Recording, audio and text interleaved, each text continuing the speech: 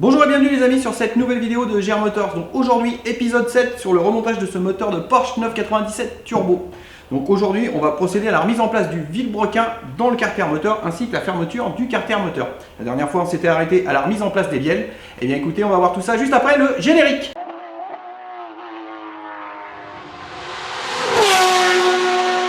Comme vu dans la dernière vidéo, le vilebrequin est prêt à être posé.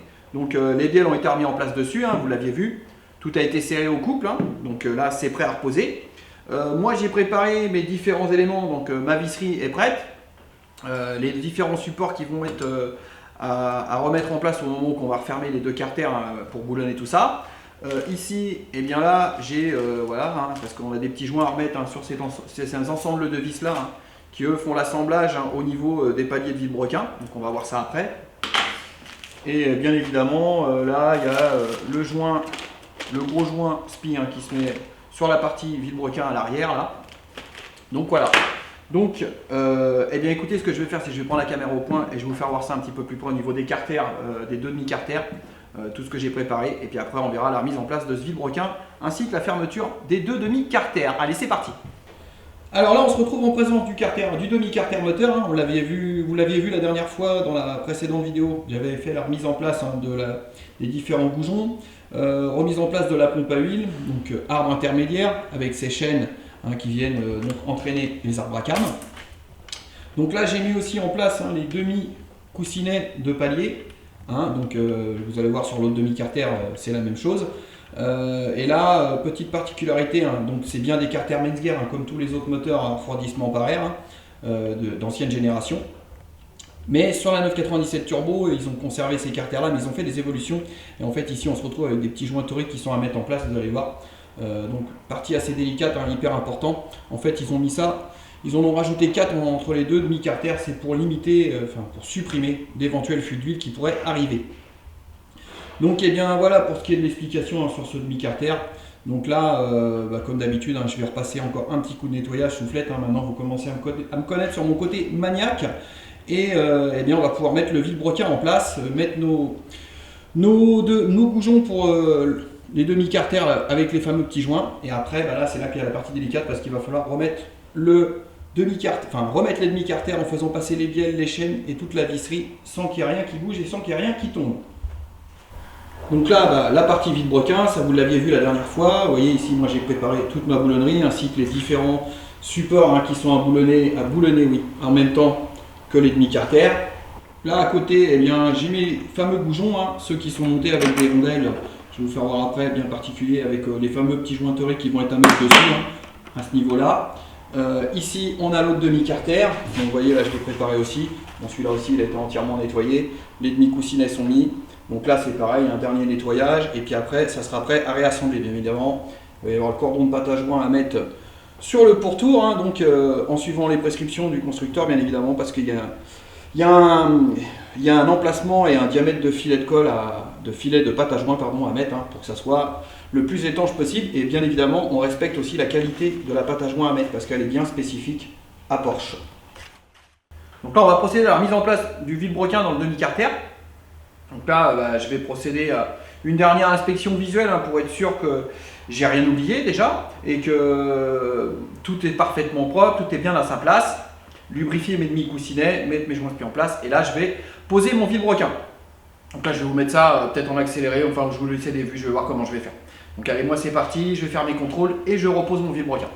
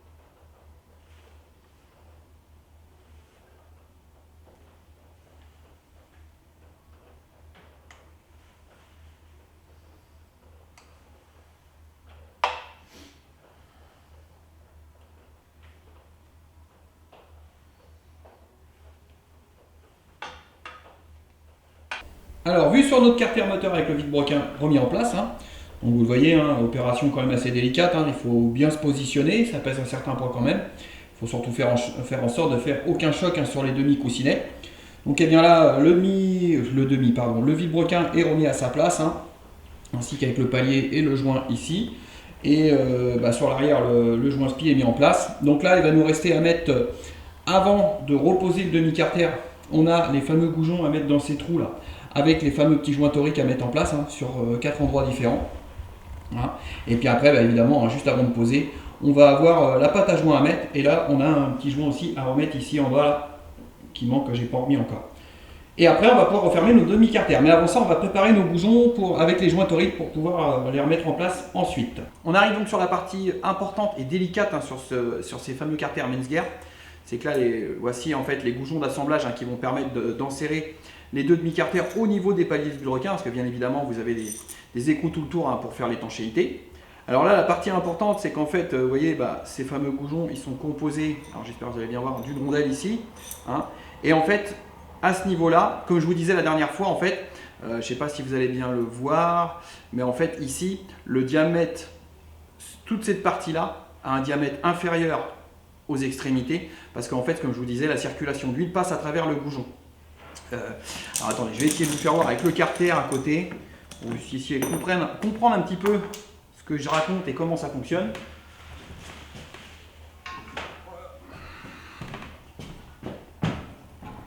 Donc voilà le carter.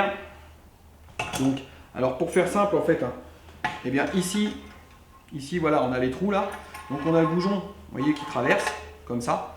Et en fait, pour aller alimenter les demi-coussinets en huile, en pression d'huile, eh bien les canaux d'huile, en fait, ils passent à travers les goujons. En fait, ça veut dire qu'on a, alors là, c'est pas sur ce côté-là de carter, mais c'est sur l'autre demi-carter. En fait, vous avez une distribution d'huile qui vient alimenter chaque goujon. Donc la pression d'huile passe au travers, vous voyez, comme le diamètre est plus petit, l'huile peut circuler autour, et on vient distribuer sur chaque demi-coussinet en pression d'huile, et aussi on vient alimenter les petits gicleurs qui sont sous les pistons. Alors vous vous rendez bien compte que quand on les met, donc en fait, comme on a de la pression d'huile qui se promène ici, et bien en fait ici, il va y avoir un petit joint torique qui va faire l'étanchéité. Donc ce petit joint là, vous voyez, c'est tout petit, donc c'est lui qui va faire l'étanchéité de la pression d'huile aux chaque extrémité. Donc là, il est hyper et ultra important que toutes ces pièces-là soient parfaitement propres, que les appuis sur le carter, l'autre côté évidemment, soient parfaitement propres, et que quand on vient faire la mise en place de ces joints, qu'on ne les blesse pas, qu'on ne les abîme pas, et quand on les met en place, que ça soit délicat pour ne pas abîmer, pincer le joint. Parce que là, comprenez bien tout de suite que si le joint il est abîmé, marqué, ou si son logement n'est pas propre, alors là vous avez la pression d'huile moteur, hein, 7-8 bars, voilà, vous allez voir, hein, si effectivement si c'est mal monté ou ça a été mal fait, et ben là ça va se mettre à pisser l'huile. Alors à titre d'information, moi j'ai déjà redémonté des moteurs qui avaient été refaits, et il y a des gens ils se sont dit pour pas que ça fuit, ce qu'on va faire, eh bien on va mettre de la pâte à joint. Alors non, jamais. S'il y a un joint torique, il n'y a pas besoin de pâte à joint. Ça je sais pas si je l'avais déjà dit, mais combien de fois j'ai vu ça, que des gens mettre des joints toriques avec de la pâte à joint. Alors, ça ne va pas limiter ou faire en sorte que ça fuit moins. Souvent, ça provoque des fuites. Alors, la raison, elle est simple, hein, c'est que, en fait, si vous mettez un joint torique, le joint torique, il a un emplacement. Donc, il y a juste la place pour qu'il se mette dans le logement et qu'on vienne l'écraser pour faire l'étanchéité. Si vous remettez de la pâte à joint en plus, donc, là, du coup, le pauvre joint torique, il n'a plus la place de se mettre, parce qu'en fait, si vous voulez, la pâte à joint, c'est un liquide, c'est incompressible. Donc quand vous allez serrer, ça pousse. Et moi, j'ai vu des fois, en fait, la pâte à joint, comme elle est là, eh bien, ça vient pousser le joint sur l'extérieur, ça le pince, et là, vous avez une fuite, alors qu'il y avait de la pâte à joint. Donc voilà, pour info, si vous avez un joint torique, jamais de pâte à joint. S'il y a un joint torique, il n'y a pas besoin de pâte à joint. Ça ne sert strictement à rien. Au contraire, vous allez provoquer des fuites. Donc voilà un petit peu pour la particularité. Donc vous comprenez maintenant bien que c'est hyper important sur ce type de moteur. Bon, et bien maintenant je vais passer à la préparation de mes goujons, hein. C'est-à-dire que je vais mettre en place mes petits joints toriques sous chaque tête de vis, hein. Et pour 4 d'entre eux, eh bien en fait il va falloir que j'aille les mettre en place avant, parce que je vous avais expliqué qu'en fait à un certain endroit, eh bien j'ai 4 joints toriques à mettre supplémentaires, hein, qui sont différents, hein. C'est ceux-là qui sont noirs là. Donc particularité, hein, les joints, vous voyez il y a un filetage ici, et comme je disais tout à l'heure qu'il est hyper important de ne pas les blesser. Hein, chez Porsche on a un outil spécifique, hein, c'est tout simple, hein, vous voyez c'est un petit cône et tout, hein, qui vient se mettre ici, et comme ça nous permet d'aller glisser le joint ici, hop, et après il vient se glisser dans le fond. Donc on fait ça pour tous les joints. Hein. Alors c'est vrai qu'effectivement, on n'a pas l'outil, on pourrait glisser ça comme ça, mais bon, on a toujours un risque de l'abîmer. Et là, potentiellement, il faut vraiment éviter de blesser les joints. Parce qu'on pourrait aller à la catastrophe. Hein. Je ne vous explique pas, comme je vous disais juste avant, un joint qui est blessé, qu'on n'a pas vu, qu'on n'a pas fait gaffe, qu'on serre, on met le moteur en route et ça fuit. Là, vous êtes bon pour redémonter le moteur. Donc vraiment, il faut faire super gaffe à ce qu'on fait.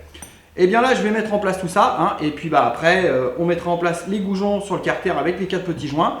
Et mise en place de la pâte à joint. Et puis après, on refermera le carter. Donc là, vous verrez, je me ferai aider sûrement de 2 autres personnes parce que tout seul, c'est juste pas possible de le faire. Allez, on se reprend après pour tout ça.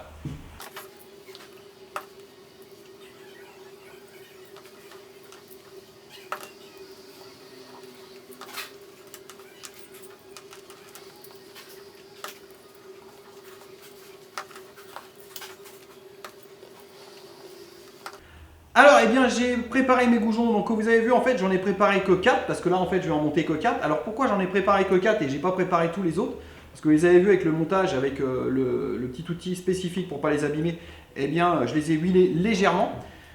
Et donc, sur le manuel de réparation, ils nous disent bien, donc, pour le montage, de les huiler légèrement. Mais surtout, ils nous mettent une note importante, information importante, encadrée en jaune avec un triangle et tout. Donc, attention, attention. Ils nous mettent de huiler les joints très légèrement et au dernier moment. Et surtout en dessous, ils nous remettent une ligne encore, alors souligner en jaune, ne pas stocker les joints huilés. Alors, la raison technique exacte, je ne l'ai pas vraiment pour vous l'expliquer. Moi, je pense que tout simplement par expérience, parce que j'ai déjà vu ça, c'est qu'en fait, ce type de joint-là, en fait, eh bien, à partir du moment qu'il est en contact avec de l'huile, il a tendance à gonfler et à se déformer. Alors, certains d'entre vous qui ont fait de la mécanique, vous avez peut-être déjà vu ça, que certains joints qui sont en place, on les démonte et une fois qu'on les a enlevés une fois, eh bien, on ne peut plus les remettre dans leur logement parce qu'en fait, ils ont le volume du joint est plus conséquent que le logement et on ne peut plus les mettre en place. Et donc, en fait, moi, la raison technique, je pense qu'elle est simple, c'est qu'en fait, eh bien, quand on met ces joints toriques là en place, on vient les glisser dans leur logement. Donc, il y a juste la place du joint torique qui se trouve légèrement serré. Et le fait que quand il vient en contact avec l'huile, eh bien, il gonfle un petit peu et là, il vient serrer dans le logement et c'est ce qui nous fait l'étanchéité. Et donc, c'est tout simplement pourquoi il ne faut pas le huiler avant, parce que forcément, si vous le laissez tremper dans l'huile, eh bien, il va gonfler. Et au moment où vous allez vouloir le mettre en place, eh bien, il ne va plus pouvoir rentrer parce qu'en fait, il n'aura plus la bonne section. Donc voilà, et comme vous voyez, comme quoi, il est toujours important de bien lire le manuel de réparation à l'avance. Parce que vous voyez, ça c'est quelque chose qu'on ne va pas forcément deviner ou inventer. Hein. Donc après, avec l'expérience, il y a des choses comme ça, comme je le dis, hein, on apprend tous les jours. Hein. Et donc là, vous voyez, vraiment sur chaque type de montage ou de moteur, eh bien, il y a toujours des spécificités. D'ailleurs, c'est pour ça que les constructeurs font des manuels de réparation et qu'il faut prendre le temps de les lire. Donc, eh bien, écoutez, là, moi, ce que je vais faire maintenant, c'est que je vais remettre ces 4 goujons en place sur le demi-carter, hein, et puis mettre les 4 autres petits joints spécifiques. Et puis après, du coup, on pourra mettre en place la pâte à joint et la remise en place du demi-carter. Donc là, on va passer sur le demi-carter et on fait ça de suite.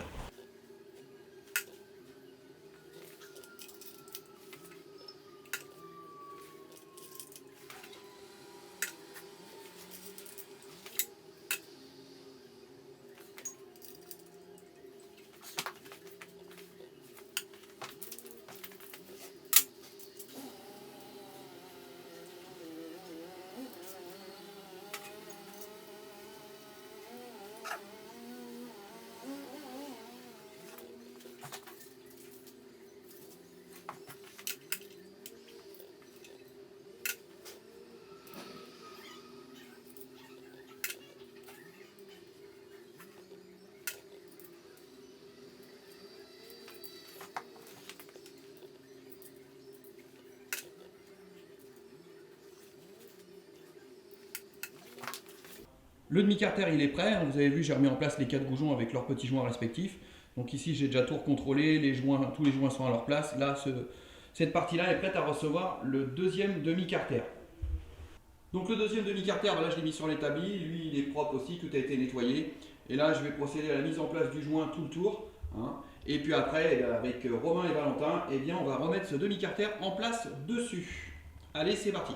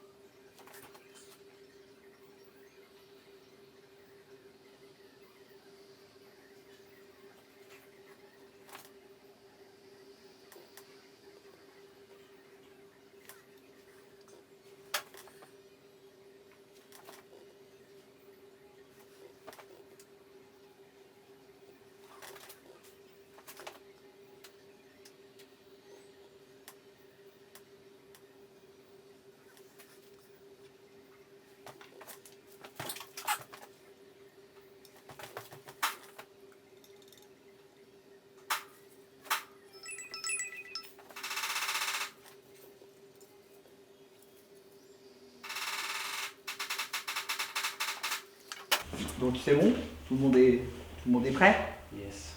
Alors je mets mon petit coup de graisse ici avant.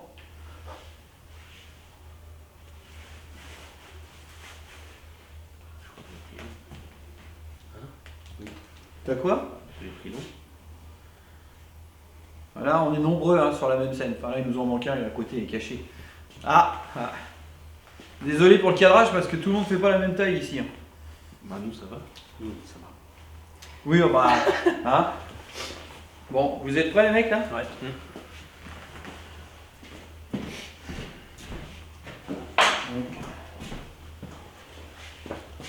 Tu montres trop, tu montreras jamais. Tu vas te mettre de ce bout là? Si, t'inquiète, on mettra de ce bout là. Donc du coup, là, on est tout bon. Tout est bien à sa place.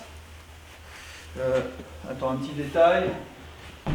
Je vais le mettre ici. Voilà. La cale de jeu latéral. On va pas oublier la cale, le jeu latéral ici. Voilà. Voilà. Bon.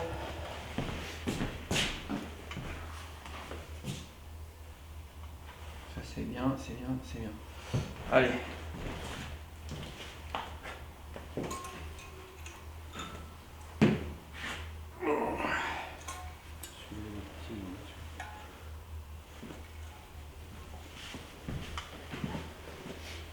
Au bout, tu me files là.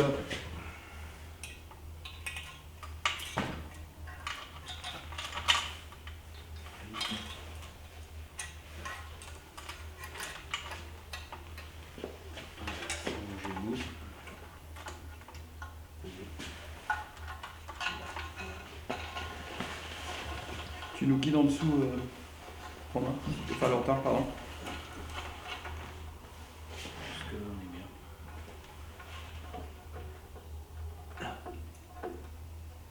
Il y a quelque chose qui m'empêche.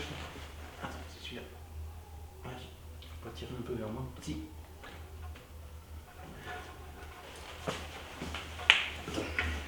Là. Je suis mieux là. Nickel. Faut que tu descendes un peu plus là-bas. Ouais. Ok.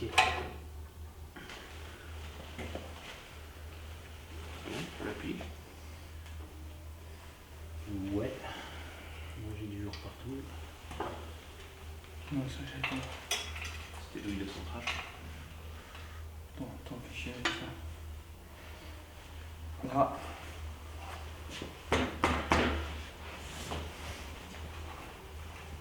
Je vais mettre 10.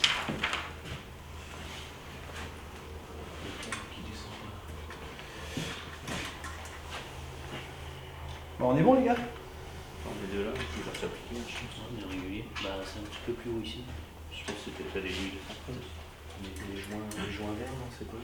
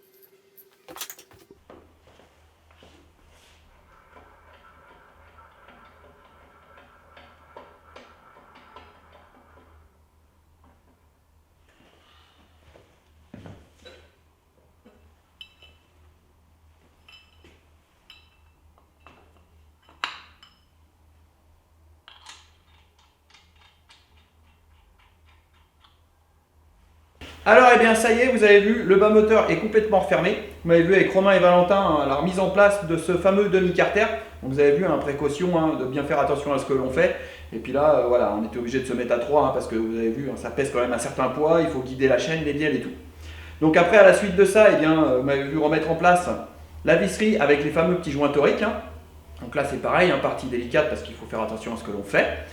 Et après, procédure de serrage hein, au couple et en angulaire. Hein, donc là, voilà, rien de particulier. Hein, on respecte bien la procédure avec un ordre prescrit. Et eh bien, écoutez, aujourd'hui, on va en rester là. Hein. Donc la prochaine étape, eh bien, on remontera les cylindres pistons et après, à suivre hein, les culasses. Donc, eh bien, j'espère que cette vidéo, eh bien, elle vous aura plu. Hein. Et puis, petit dédicace à Pierre et Brigitte qui sont passés nous voir cette semaine. Donc un grand merci à eux hein, parce que ça nous a fait énormément plaisir de voir des abonnés passer nous voir et pouvoir échanger avec eux, sachant que ce monsieur-là a travaillé dans l'automobile et non, pas des moindres, hein, dans la Formule 1. Eh bien écoutez, je vous remercie hein, et je vous fais un coucou au passage. Eh bien écoutez, un petit pouce bleu comme d'habitude, ça fera plaisir. Hein, et puis surtout, n'hésitez pas, abonnez-vous, partagez et likez. Je vous dis à bientôt, tchuss!